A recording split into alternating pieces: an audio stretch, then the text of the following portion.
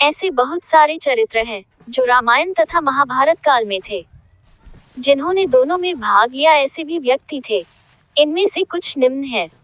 महावीर पवन पुत्र हनुमान जी अर्जुन के रथ की ध्वजा पर बैठकर उसको संरक्षण दे रहे थे।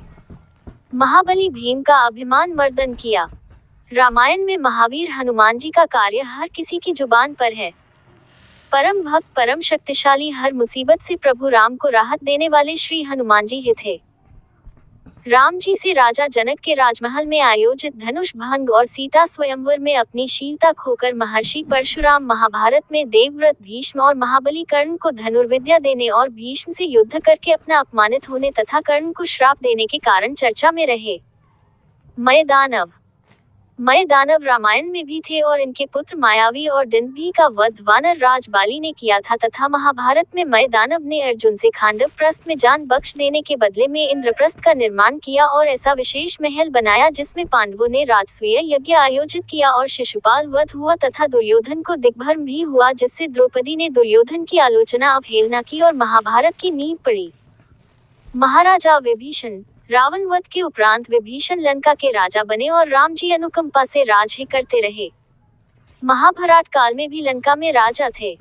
महाराज युधिष्ठिर के अश्वमेध यज्ञ में भेंट आदि भेजकर पांडव नरेश को खुश किया।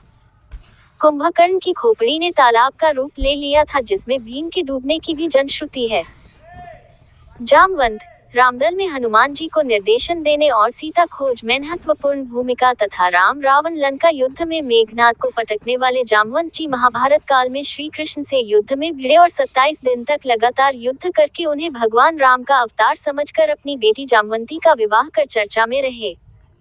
जामवंती श्री कृष्ण की 8 पटरानियों में से एक थी। इनके पुत्र सांब भी अपनी कारगुजारियों से द्वारिका में चर्चित रहते थे।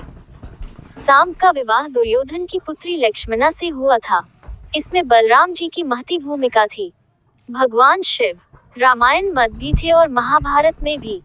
अर्जुन से किर्त बनकर युद्ध कर उसे हराया और उससे प्रसन्न हो पशुपति अस्त्र भी प्रदान किया।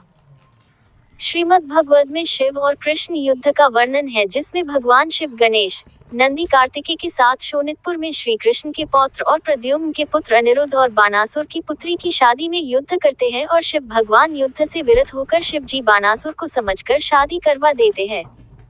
देवराज इंद्र राम जी के लिए लंका युद्ध में रावण के विरुद्ध अपना रथ भेजा अपने सारथी के साथ।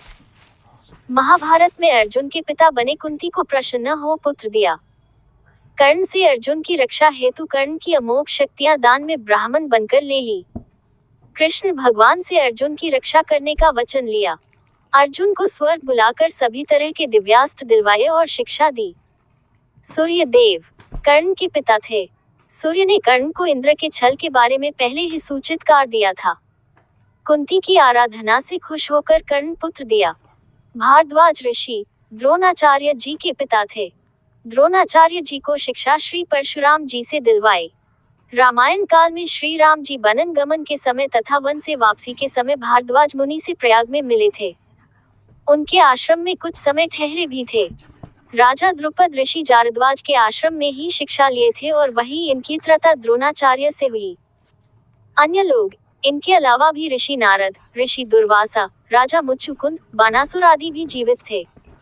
ऋषि वेद व्यास भी बहुत लंबी आयु जिए थे और ऋषि वशिष्ठ के कुल में से ही थे जो स्वयं ब्रह्मा जी के पुत्र थे।